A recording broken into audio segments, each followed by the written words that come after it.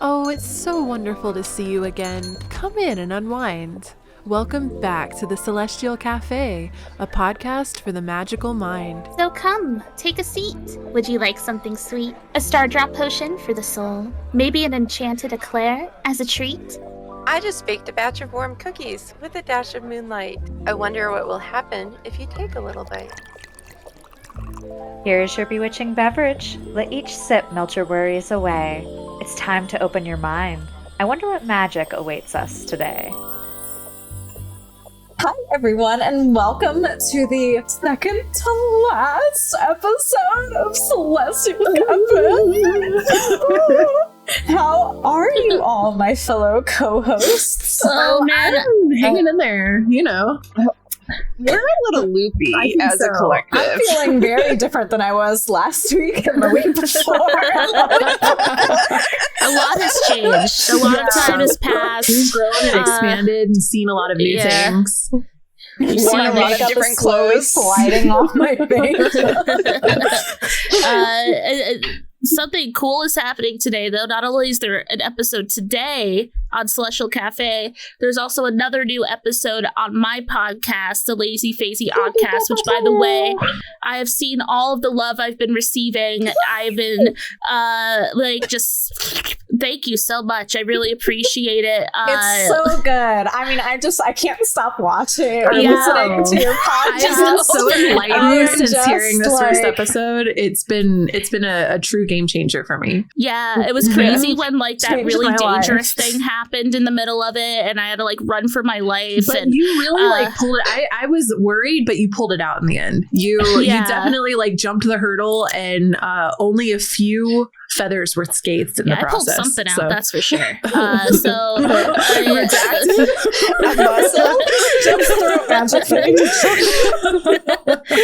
So thank you all for enjoying that. I know you all did. I just see it. So thank you. And I hope you enjoy this episode too. That's my little advertisement. So if you have not watched the Lazy Phasey Oddcast, literally, if you have not seen the Lazy Phasey Oddcast yet, you should definitely tune into this episode. It's our first full-fledged episode, and it's kind of a sit-down chit-chat with me as we kind of go. You, Doogsley. Thank you. So I hope you enjoy and enjoy some tea and tarot with Doogsley Doogertons.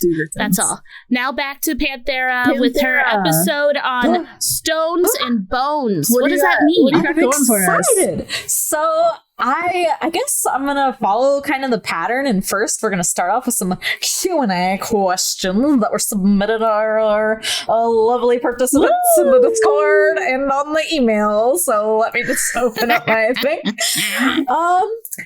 First off, from Carrie Soar, what are some good books for working with crystals for beginners? I feel like there's so much information on the internet. I need something reliable. So I kind of hate to disappoint you, but I don't really use crystal books so much. A lot of my crystal workings is done intuitively, or I actually reference my old geology textbook from college a lot. So that's what I use personally. What about you guys? Crystal Bible, Judy Hall. There's 4 of these. I think there's 4 of them that all cover, because there's so many different crystals, but they cover a bunch. This one is number 1. That's why it's unnumbered, actually. And it will have the most common that you're more likely to come across. But there's a bunch of these that have, there's no overlap in the crystals in between the books. But this just has so much concise information about crystals, about where they're from, what colors they can come in, how rare they are, what physical applications you can use for them, what metaphysical applications you can use for them. And all the different the differences between fluorite comes in purple, comes in green, comes in yellow, rainbow. the different the different uses of the different colors. So anything by Judy Hall is amazing for references. I'm going to second the Judy Hall reference and recommendation. All of Judy Hall's books are excellent, including the Crystal Bibles. I also do recommend using actual geology resources as well. Something I don't know if I really talk about here. I worked at a crystal shop for about a year, and we would have a lot of people coming in asking for IDs on their crystals, and we used the Crystal Bible extensively. We used our personal geology books extensively. I think we had like a National Geographic book that was just like a crystal book. I don't remember the exact name, unfortunately. That was awesome.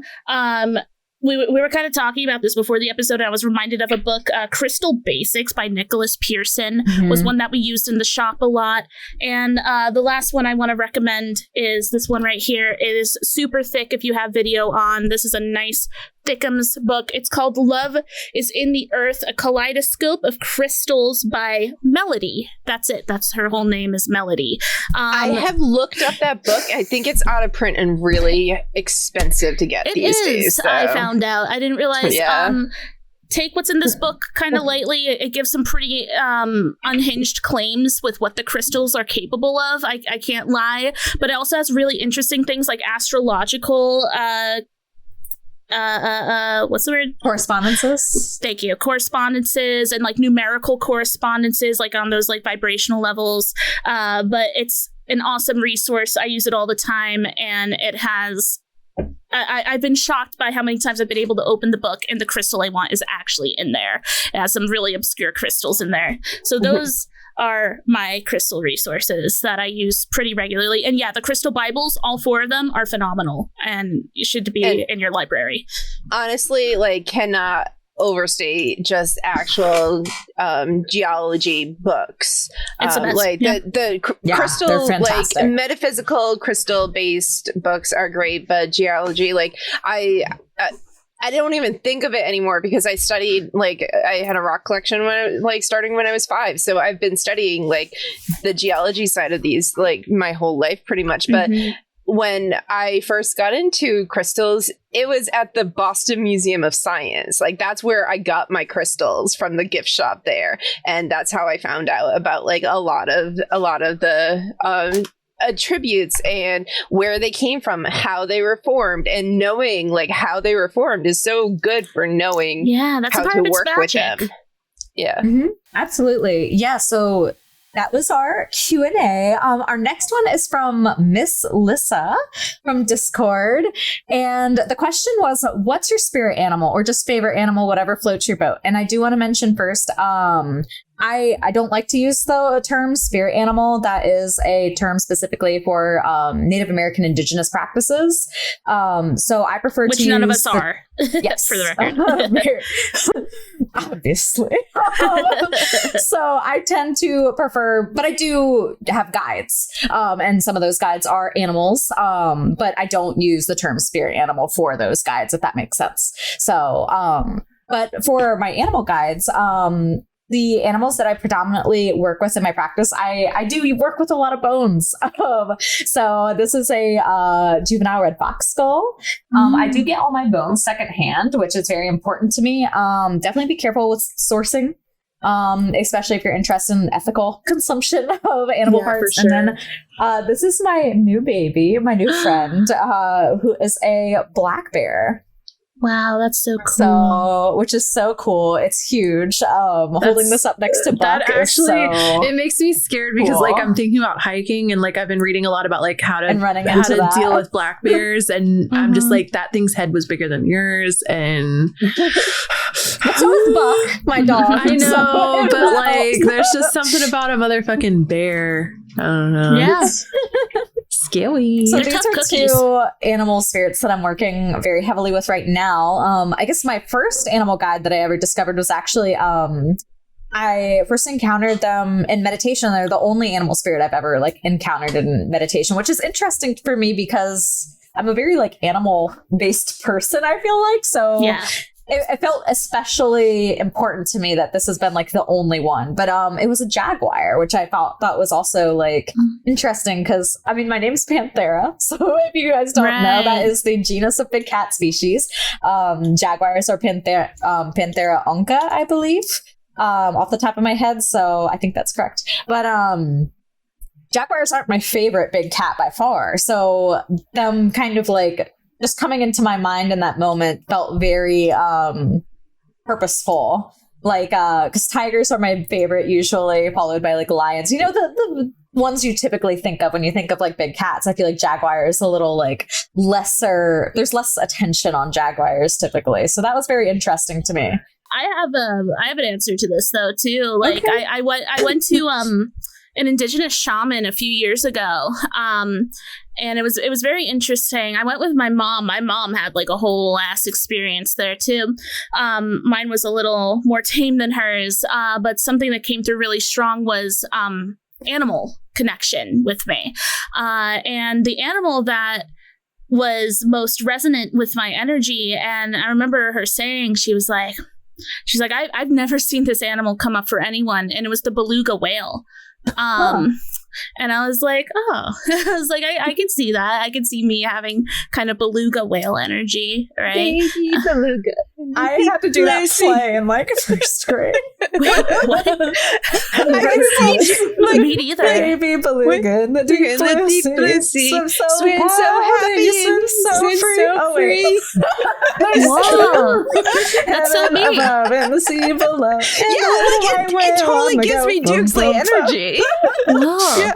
Like I've never heard of this. Wow, that's our pop culture. I don't even know. I know. I've never heard of that. It sounds so fun though. It's just a kid's song. We had a play in first grade, and we were baby belugas, and we all had like little like paper cut out like sea animals. So we had like the first play I was in was one about the Mayflower, and I was one of the like pilgrim wives, and my only line was to stand up holding my little pilgrim baby and go, "I'm hungry, I'm thirsty." And honestly, that's just been my entire life. So they cast me well for that, I guess. Actually, when I was in second grade, we did a play, and there was a song about a fuzzy wuzzy caterpillar, and there were like a couple times where it was like fuzzy, and then there was a break, and then we would say wuzzy, and I said wuzzy really loud too early and was traumatized. Never participated in a school play ever again. Not the fuzzy wuzzy trauma. It happens to the best of us. That was my only like experience like with receiving that kind of like I love animals, but I've never felt like a really strong affinity to one or the other, nor have I had any type of. The most I can think of is I had a really strange dream one time that I was trying to walk between like a jungle or the woods between one village to another with one of my friends in that village, and we very viscerally saw a lion walking through the trees, and that stuck with me really hard, and I don't exactly know why. I think I've talked about it on an episode before where it's like, was this a previous life? Because the dream and the memory was so like vivid and strange feeling that I was just like, why is this so vivid to me? Why is this so, what's so meaningful about this to me? But that's all I got. Yeah, it's interesting because I'm like Panthera. I'm a very big like animal person. I almost went into veterinary medicine, and that was what I wanted to study my whole life until I got to college and had a mental breakdown. But and now I solidarity decided to read books for a living instead. But like I've never like I have definitely like physical connections to animals like all over the place, but I don't have like a spiritual like guide connection to them in that way, which has always surprised me. But it's like, but I do have a physical connection. Like I'll just be like, I would be when I lived in Rhode Island, I would bike like 30 miles a day just for fun because I had nothing else to do. So I'd bike like 30 miles a day, and like deer would just come out and like run alongside me on the bike path for like miles and like stuff like that. And like, I mean, they're like feral cats will just come up to me. That's how I have Felix. but like I have that actual connection with animals, but I've never had like a spiritual guide connection aside from the animals that have been in my life, like my childhood cat Jewel, and Avocado and Phoenix. Aside from that, but I've never had a like a general animal guide, which has always surprised me. Yeah, I guess too, we talked about this a little bit in the Signs and Synchronicities episode, but vultures are a reoccurring like sign and guide, I guess, for me. And then I get bird feathers a lot. And lately it's been like, ever since we did that Signs and Synchronicities episode, it's been like accelerated, which is actually I was talking to Dukes about this the other day. I've been seeing like 222, 555, 444, 333.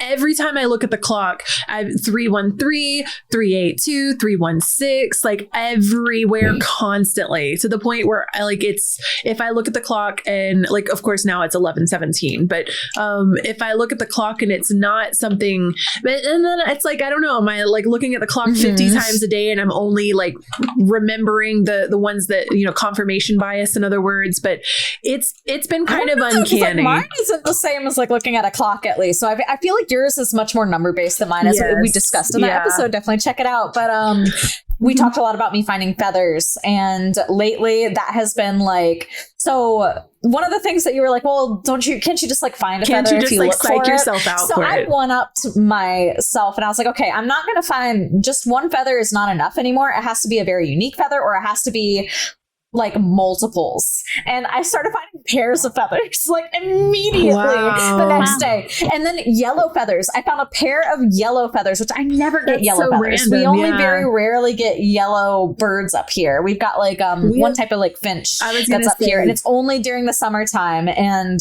I've been finding like yellow feathers. And then a bird was on my passenger mirror of my car the other day and like sat there, and like I got in my car and I looked over and it's like staring at me like through my window. Like I was that close to it. And then I got out of my car and like walked around it because I thought it was hurt or something. I was like, I can't drive off with this bird sitting on my like my passenger side mirror. And it didn't go away until I was like reaching out to like scoop it up because I thought it like couldn't fly or something. And then it went up and it landed on right under my window where my other altar is, where I pack my crystals and stuff. And I was like, okay, that's fucking weird. And then today I was out and I was like, oh, a feather. And I like pick it up and then I look and there's just like 20 feathers all in this one spot.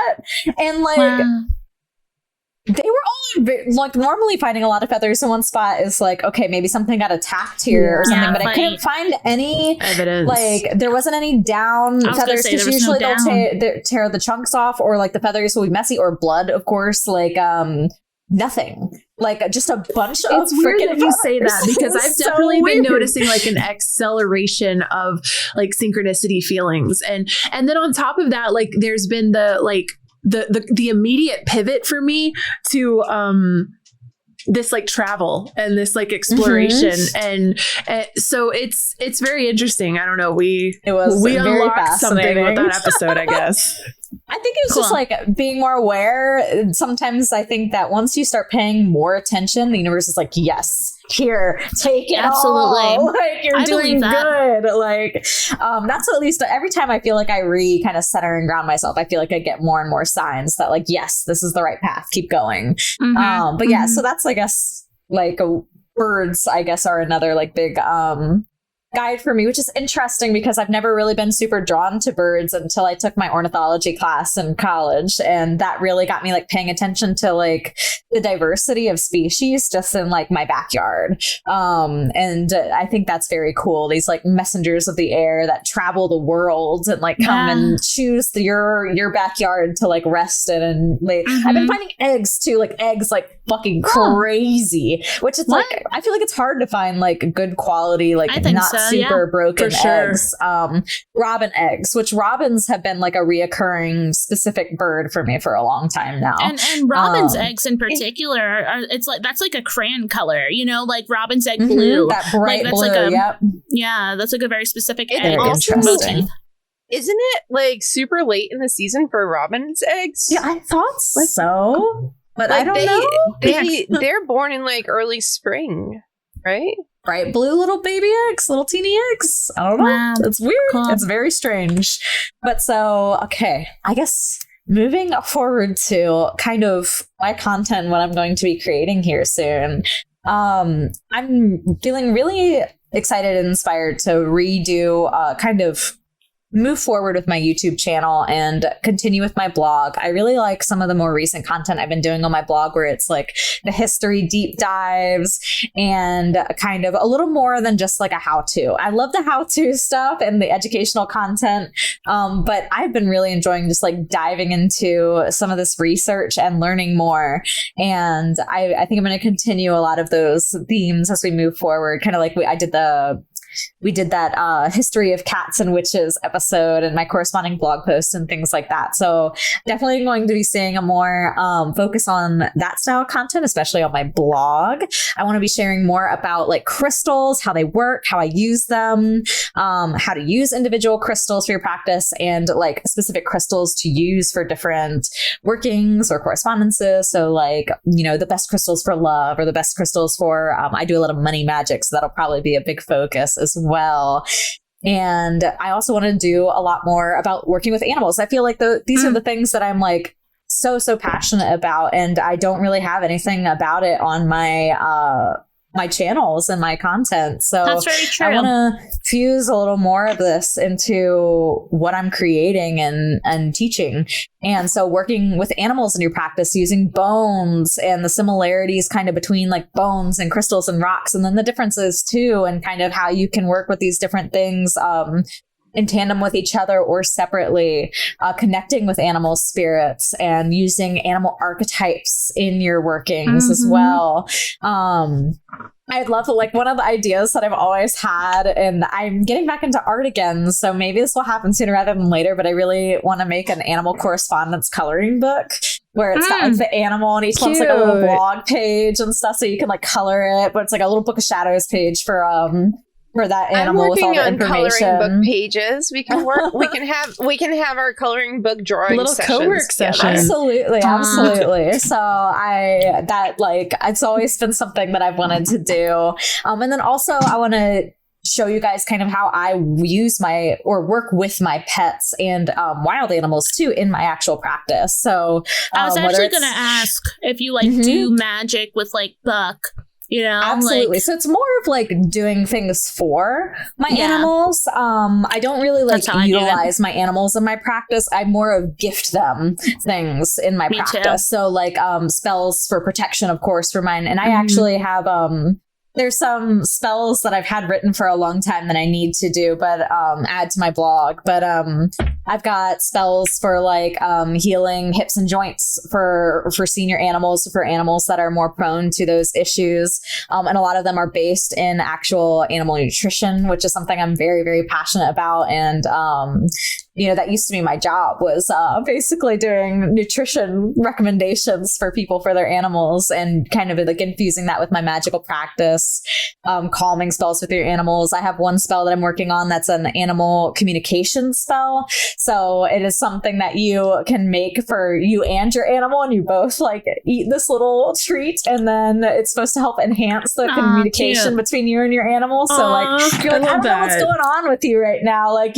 Buck keeps barking at me and I don't know what's up. Like, you could do this little spell and like hopefully that communication, you'll be able to understand each other a little more and that's awesome. You know, move your relationship forward. So expect lots of things like that from me. And also something that this is like another merging thing, but I feel like I've never really like dabbled in this particular area, is I really want to make content about like merging science and witchcraft. So I'm a very like scientific person. I went to school for biology. I went to school for zoology, and kind of how that fuses with my spirituality, because to me, they aren't separate at all. And I feel like that is something that a lot of people don't understand when they first get into spirituality. It feels like a lot of people think it's got to be one or the other. Like you can either be magical and whimsical, or you can be logical and scientific. And to me, that's just not the case. Like these things go so much more together than I think a lot of people realize. And I think that science is just understanding what is magical about our universe that we live in. And I just want to like really deep dive into that. And one of the posts that I've been working on for my blog is talking about like the science of crystals and how they like, what does it mean when a crystal has a vibrational frequency, and the science behind this, and how we actually use like crystals that vibrate in our technology every day. Like quartz crystals are in our cell phones because they vibrate at a specific frequency and they can maintain an electrical charge, and they're used in the circuitry, just like in your PCs. It's so fascinating to me. So like, some detailed blog posts connecting spiritual workings and practices with scientific laws and theories. Very, very interested in talking about those things and adaptability, evolution. Like, it just gets me going. Have you ever heard of the term a sass witch? No, I don't think so. I have the exact meaning. It's an acronym, so it's short for skeptical, agnostic, or atheist, and generally science-seeking witches. Oh, interesting. Sass witch. That's me. Yes, there's a thriving community, particularly on Reddit. I've seen for sass witches, but interesting. There's I've seen multiple hubs of sass witchery around, and for anyone listening, and also for you, Panthera, I would recommend like starting to look into like that verbiage. Yeah, I've never heard of that. Yeah, there's a very, very strong subsection, and it's larger than you think. I think there's a lot of us, and I consider myself kind of falling under that umbrella as well, where like I'm skeptical, that's a new word, skeptical, but totally willing, and a part of me like I think a good amount of skepticism is very healthy, especially in a spiritual practice, or just having a spiritual mindset. It's always good to question and never take anything just at face value, especially what you hear on the internet. Oh God, yeah, you never know what you're listening to is relevant or valid or anything. I've seen so much pop astrology, pop witchcraft, just churning out just something new without even putting any thought or heart into it. Makes me sick. So yeah, that's why we need more people like Panthera out there to spread the good word of there's weight to what we're doing. Yes, science. Exactly. Science can be fun, I promise. and like, there's even a popular theory that magic is, and what we consider to be magical, is just science that hasn't been explored yet. Absolutely. I am a full believer that like what we understand as like energy work and just like a lot of the experiences, whether it be through witchcraft or the paranormal or whatever, I think a lot of it is just things that we don't fully understand yet. And it's so interesting to see like right now, at least the day that we're recording this, there's some upcoming announcement that's going to be made from the scientific community that has to do with gravitational waves and how they are detected in like some discovery in the universe. Yeah. I think I haven't seen what it is yet. Green has been posting about it. It's honestly like so scientific, I don't understand it, but it's basically going to allow them. It's measuring a different type of wave than a light wave, or like a sound wave and things like that, vibrational waves, or electromagnetic waves. They found a way to measure gravitational waves, and it's basically a whole new way of seeing the universe and what is out there that is not like visible to the eye, which is very interesting. So I'm not sure exactly how that is going to affect whatever this discovery is. I think as we're recording this, I don't know if the announcement has been made, but I know it's coming, and that it has to do with using those gravitational waves to detect something in the universe. It was May. It's the 29th specifically, but they released the information last night. The people that were under like non-disclosures or whatever it was that they had signed, I can't remember the name of it, but it's something to do with black holes, gravitational waves, and kind of how we understand. Like, it's supposed to let them understand which black holes were there in the beginning of it all. That's TM. So crazy. There's so some really crazy quantum, and they said that it's taken them 15 years to basically verify that this data is applicable and valid. But now that they've gotten this 15-year pool of data, that the information that they're able to glean from this is going to start rapidizing. So it's a lot like the singularity, the concept of the singularity, where everything's gradual and then all of a sudden it just skyrockets. But it's literally like some quantum physics, mind-bending shit is about to hit the scientific community fan, which should also change our collective understanding of the universe at large and what we are and who we are. Some Insane. real big acid shit going on here. So. Poggers. So cool. But yeah, so expect some, I'm going to be honest, when it gets a little too physicsy, I'm much more of a grounded biology person. I like them fluffy, feathery, and scaly. And quantum physics is one of my like sub niches that I'm very like. I will go on crazy. Maybe you have to come on my channel and we can talk about this stuff. But I've been following Hank Green. Y'all might be familiar with him as one of the old school YouTubers. He's very good at. Oh God, he is an old school YouTuber. Old school. He's very good at taking like complicated mathematical scientific topics and condensing them into digestible. He's like kind of Bill Nye vibes, right? Taking really complicated topics and making them easy to digest for young people and people that don't have like a deep grasp on science or just truly it flies over their head. Science and math specifically. So physics, of course, goes with that. But yeah, so I'm very excited to dive more into this like meshing of science and witchcraft on my channel. Some upcoming content too that I have like specifically planned, which I'm really excited for this one. I've got a TikTok series planned, which is Roll for Witchcraft. So inspired heavily by Roll for Sandwich, Roll for Sushi, and all of those wonderful channels.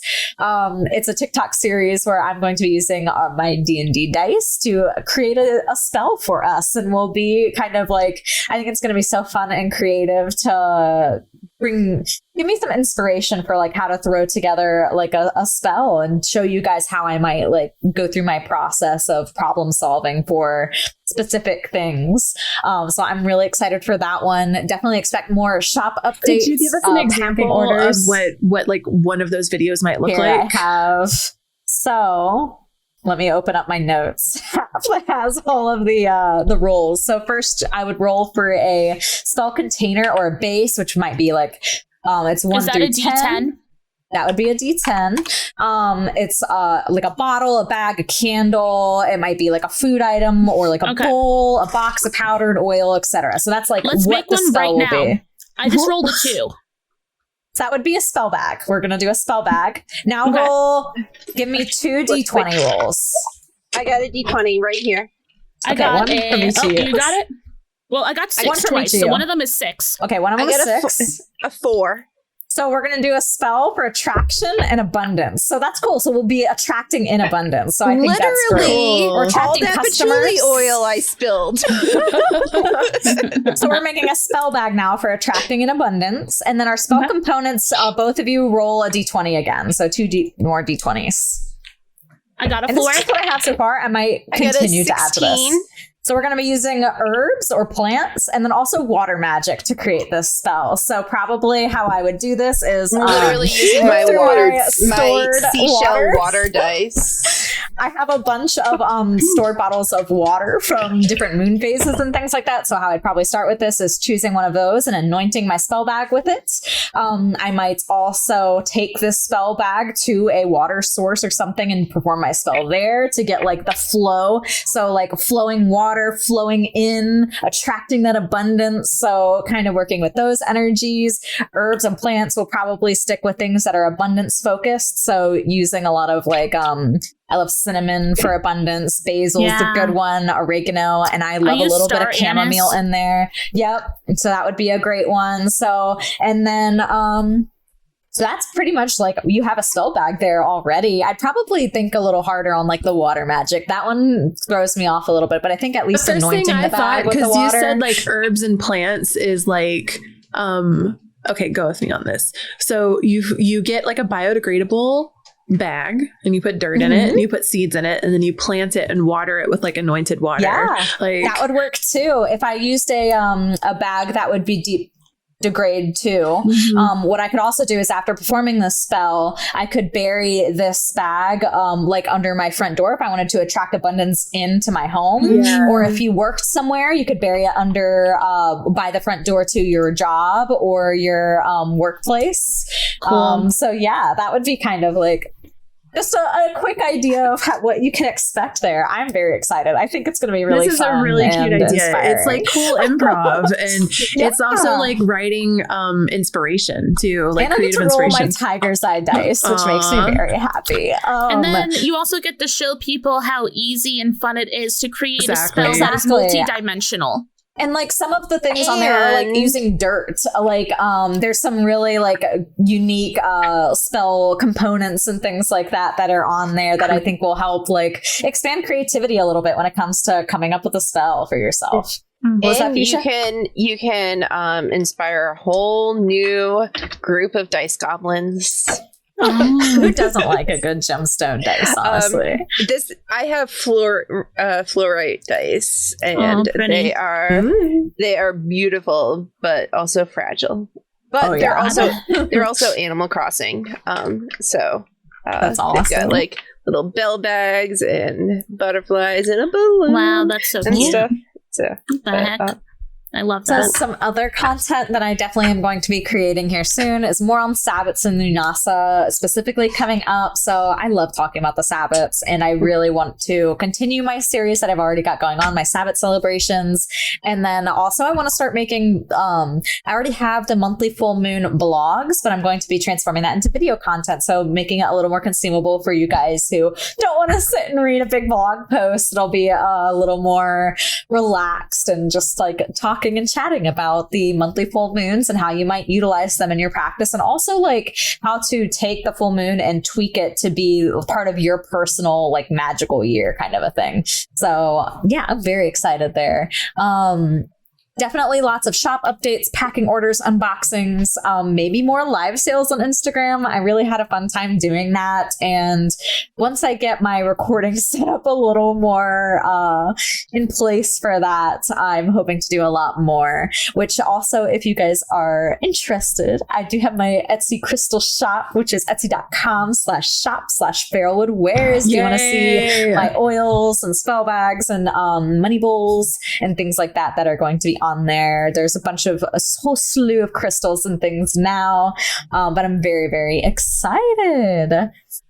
Cool. Yeah, I'm I guess excited to for wrap you. it up, what's your guys' favorite crystal? Mine is a tiger's eye. It's my favorite. That's and I love it actually so my much. same answer. Where's my Yeah, so I have a tiger's eye here that was the first gift I remember receiving from my dad. I've had this probably for 25 to 30 years, that specific crystal, and it's just beautiful. I don't know, I love like shiny holographic changes feeling whenever you're rotating it around. It's called Chalcedony, I think, or it's basically called cat's eye, where it like flashes, I think is what it's called. And it's, I don't know, it's just, it's super nice. It's got that golden feel to it, which I've been like I guess like embracing my love for like gold. Just actual crystal. I've been like re-embracing my like love for like golden, yellow, orangey, like sunset colors in the last like several years. And I'm thinking back, and when I was when we first got to be able to paint our bedrooms whatever color we want, I picked like a bright sunshiny yellow, but those were like my first favorite colors were like yellows until the school system completely demolished my soul and it became black, I guess, during my goth years. But I love a good tiger's eye, and I also had a really big phase with fluorite. And I love fluorite. I think that fluorite's probably still one of my main favorites because it comes in so many color variations, and I like its use for like dream work and astral projection and stuff like that. So I don't know, I was very into like blues and purples and pinky crystals, and now I've kind of come down to like, I love a lot of jasper and stuff like that too. I've come down to more earth tones and things like that. Cool. So my favorite crystal is probably pretty obvious. It's Moonstone.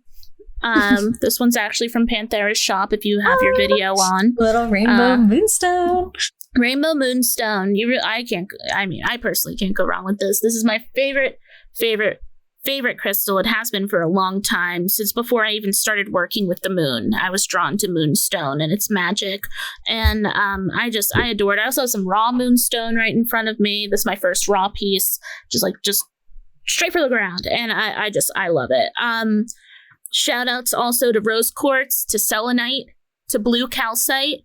Fluorites are also excellent. I'm really into crazy lace agate these days as well. Bumblebee jasper. I love Bumblebee jasper. I love it. I think it's awesome. Yeah, I'm like really into. I'm also really into earth tones these days, especially with my crystals. Like I switch out my crystals a lot. This is where I do most of like everything in my life, right in front of my computer. So I often like rotate crystals in and out, and like my collection right in front of me is all like various shades of brown and red. And when usually, if you know me, I'm more of a pastel pink and blue, but I'm feeling very grounded too. And really like leaning into the more earthy tones these days. I also have a fossil over here that's kind of cool. What is this called? Ooh. This little circle boy. Ammonite? Ammonite. Yeah, there you go. Yeah, I got some ammonite over here. Not me, you're going to say ammonite because of Pokemon.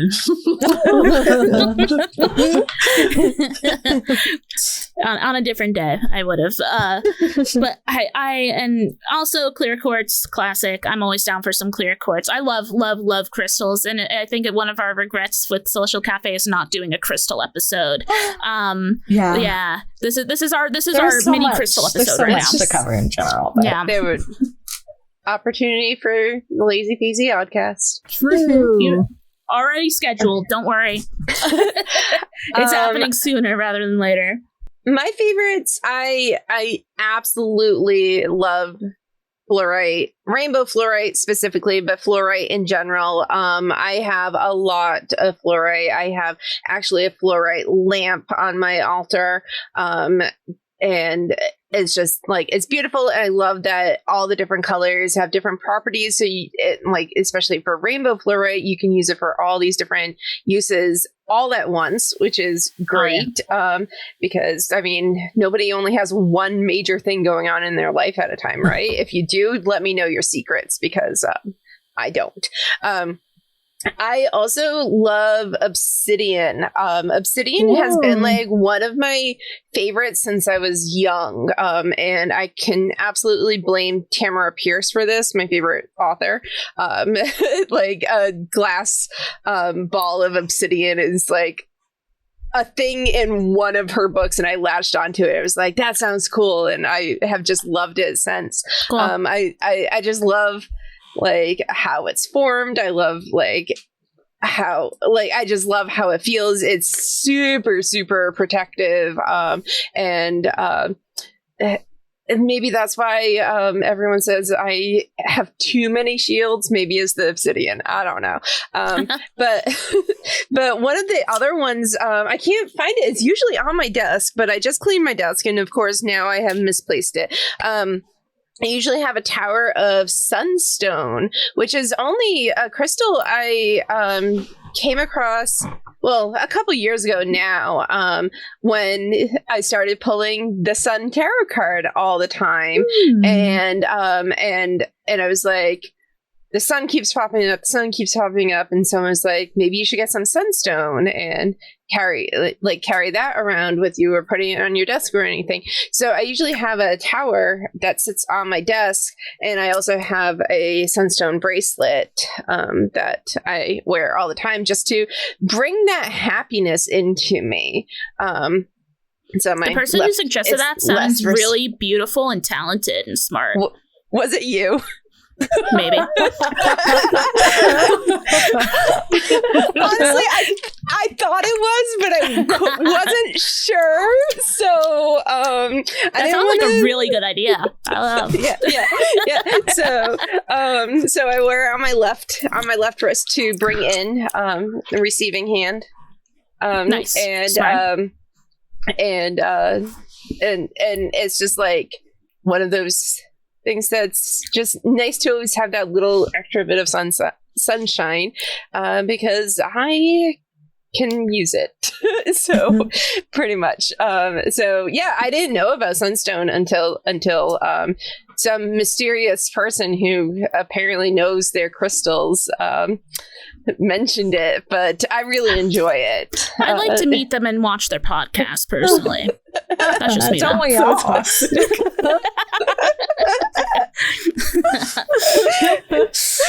Tomfoolery. But yeah, so those are probably like my top 3 at the moment, or long-term top 3. But I also really like Sodalite, which is not lit. Talked a lot, but it's really good for anxiety. So I used to have a bracelet of it when I was like really struggling with anxiety, and then I started going to therapy and working on my anxiety, and my bracelet broke, and it was like, you don't need this anymore. I was like, thanks. But I really like Sodalite for that, like, communication and anxiety, and social anxiety specifically.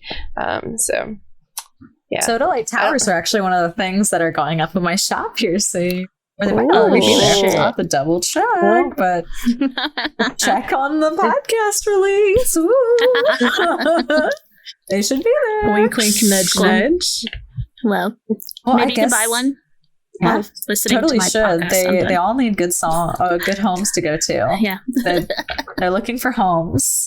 But yeah, I guess that kind of wraps up my episode, and you can join us next week for our final episode that we know of Celestial Café, and we're going to be kind of doing like a reflection conversation on what we have learned and how we've grown together as co-hosts on the Celestial Café. And yeah, it's probably going to be a little emotional, I feel like. Probably. So just, be prepared for that. And yeah, I guess I'll do a little self-promo here since it's the end of my episode.